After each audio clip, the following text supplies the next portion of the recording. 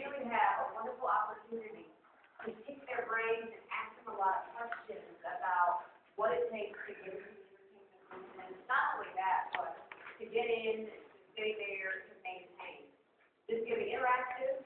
We'll be asking them questions and having them answer. Then at the end, we'll open it up to questions. So I also want to give you all an opportunity. If there's something that they say that you want to know more about, raise your hand. I'll call on you.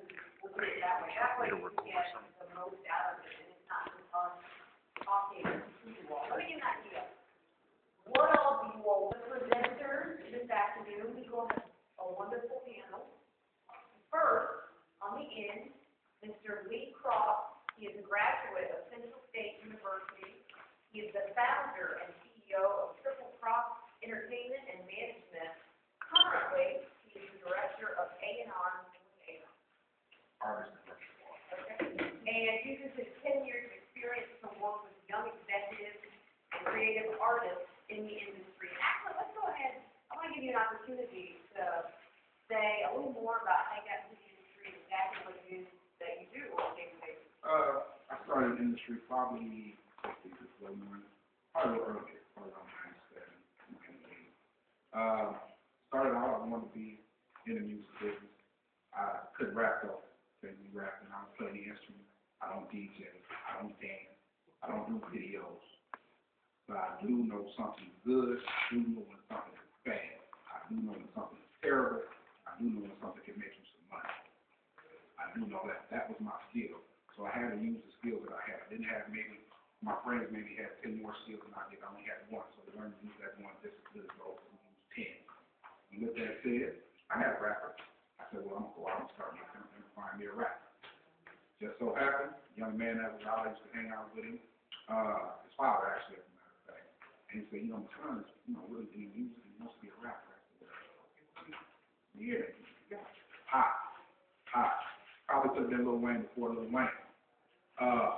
But with that said, he couldn't turn the streets loose.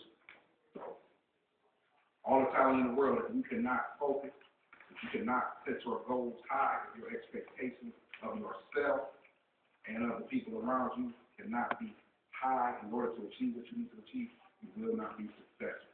You have to surround yourself with people who believe in you, and you have to believe in yourself.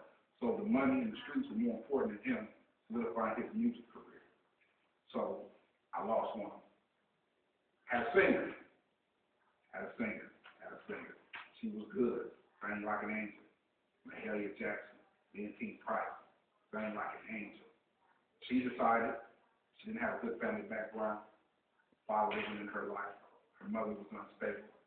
So she decided for stability, she needed to go to the army. So she left. I had one more artist, Sierra Leone. She was a poet. Now at this time, nobody's pushing poetry. Nobody's turning on the radio hearing poetry. Poetry isn't hot at the time. Erykah Badu, you still don't know that that's poetry. She's the one. Jill Scott, you still don't know that's poetry. She's the one that's singing the poetry. So I said, well, hey, if this is all I have to work with, they got me lemon.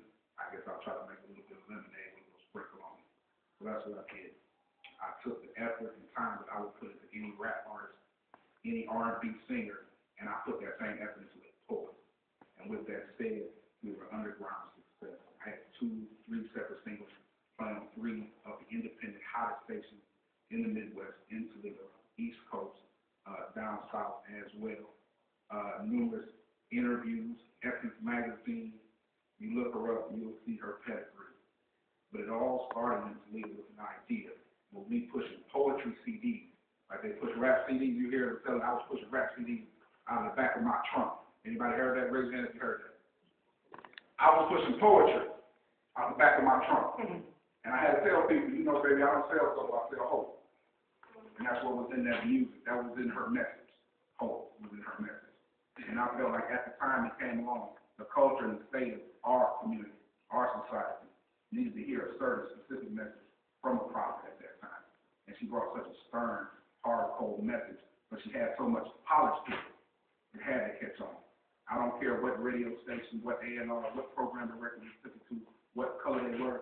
If you have a good product, it will sell. But you have to have